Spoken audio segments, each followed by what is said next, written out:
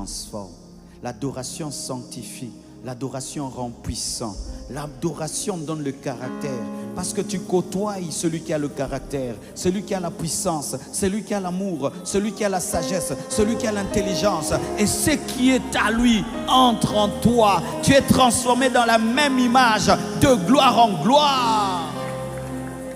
Moïse a passé quelques moments avec lui dans l'adoration. Son visage a rayonné. Son visage a rayonné alors que ce n'était pas encore le temps de la grâce. Ce n'était pas encore le temps de la Pentecôte. Mais comme il avait contemplé le soleil, son visage a rayonné. Un vrai adorateur vit dans la sainteté. Un vrai adorateur ressemble à celui qui l'adore. Tu ne peux pas dire que tu es un adorateur et on te regarde, tu ressembles à un païen. Tu ressembles au démon. Non! L'adoration te change, l'adoration te transforme. Ça te donne l'humilité, ça te donne la pureté, ça te donne la sainteté, ça te revêt de puissance.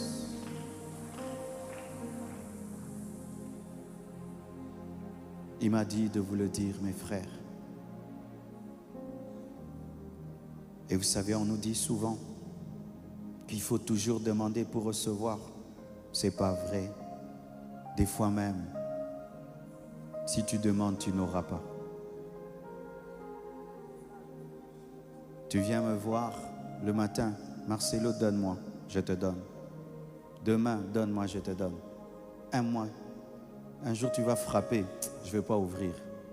Je vais seulement mettre sous la porte ce que tu demandes, parce que je sais pourquoi tu es venu.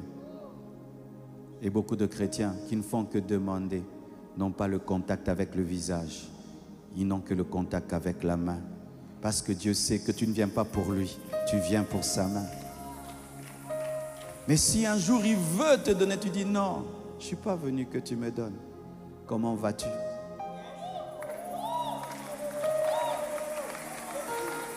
Comment vas-tu? Dieu, comment vas-tu? Qui a déjà dit à Dieu comment vas-tu? Lui n'a pas de problème, il en a un. Comment vas-tu? J'ai un problème. Quoi? Il y a une nation qui est dans les ténèbres. Est-ce que tu peux aller là-bas pour moi? Et une onction d'évangéliste tombe sur toi. Et quand tu deviens un puissant évangéliste, parce que tu dois voyager dans le monde entier, tu as toujours les billets, tu as toujours tous les hôtels, tu as les vêtements. Toi qui demandais tous les jours $100, tu as plus que cela. Mais parce que tu as posé seulement à Dieu la question, comment vas-tu? Adorer, c'est traiter Dieu comme une personne, pas comme un distributeur de billets.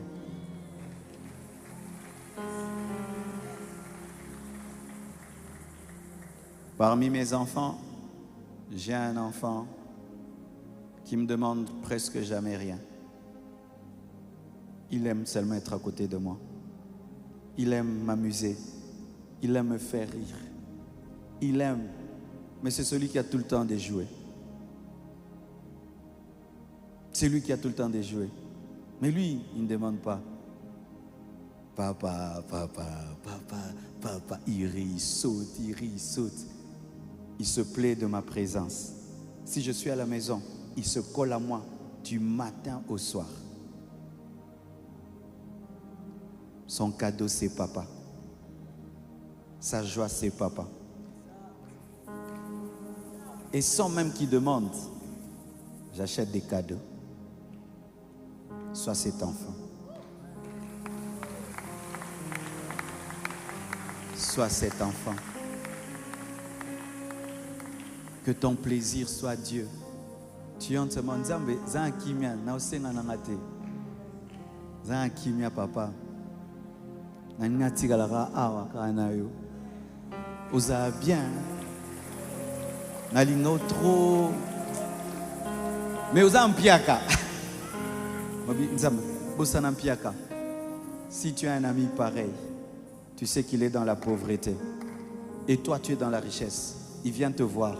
Il te dit, je ne viens pas te demander comment tu vas. Être riche, c'est difficile. Hein? On vous combat beaucoup comme ça. Comment tu fais? Comment tu fais, toi? Tu dis, ah, ça c'est quel genre de pauvre qui s'occupe des soucis des riches? Même s'il refuse de prendre, tu vas lui donner un gros transport, n'est-ce pas? Pareil aussi avec Dieu. Quand tu entres dans sa présence, parle-lui de sa divinité.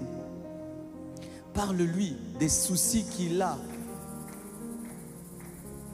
Et il t'aimera.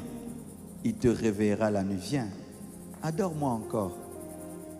Et comme tu adores celui qui connaît tout, il va commencer à te révéler les secrets des gens, te révéler le futur du monde. Et puis on t'appelle prophète. Mais non, toi tu es l'épouse, tu connais les secrets du mari. Des fois je viens à l'église, je dis désormais. Mais maman Esther était au courant avant tout le monde. Qu'est-ce qui l'a aidé à savoir? Ce n'est pas la prophétie, c'est l'intimité. Quand tu deviens l'intime de Dieu, sans être prophète, tu es prophète. Car la femme du roi connaît les choses même avant le ministre du roi. Ce don de parole de connaissance que tu cherches, oublie-le, cherche l'intimité. Tu connaîtras par intimité. Les miracles que tu cherches, concentre-toi sur lui. Et il va te dire, il y a quelqu'un qui est malade, ça me fait mal. Est-ce que tu ne peux pas lui toucher? Tu le touches, il marche. Il va voir un homme de Dieu qui souffre dans le ministère. Il dit, je vais lui donner l'argent. Il te donne une révélation.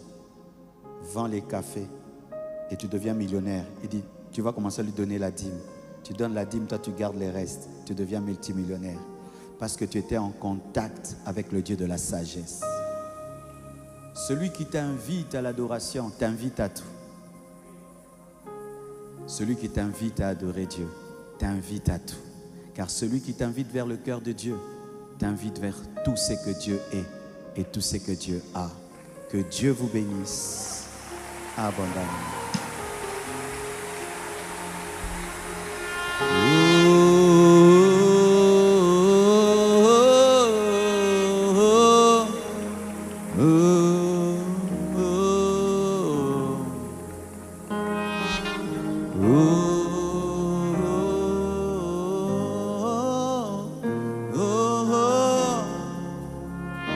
Lève tes mains.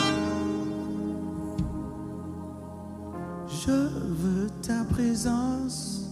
Je veux ta présence. Je veux ta présence. Je veux.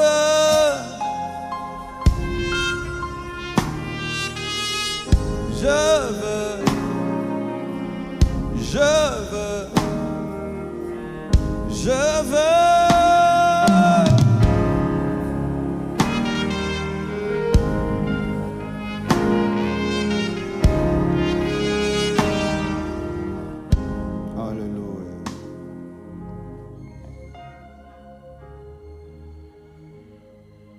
J'invite ceux qui veulent donner leur vie à Jésus aujourd'hui.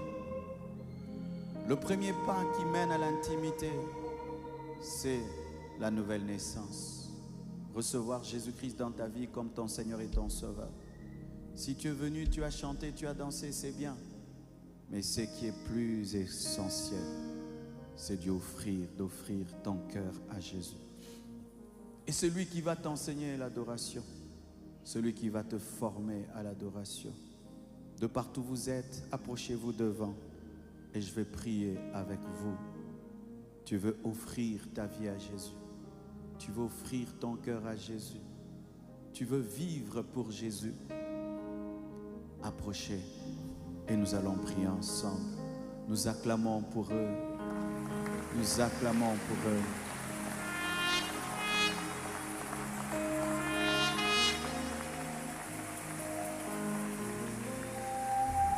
Venez, venez s'il vous plaît. Tu veux offrir ta vie à Jésus? Viens. De même aussi, je veux prier pour tous les chrétiens. Tu ne marches plus convenablement. Dans ta marche, tu as commencé à défaillir. Tu as commencé à dévier. Tu as commencé à clocher entre Jésus et le monde. Des idoles sont entrées dans ton cœur. Approche également. Nous allons prier.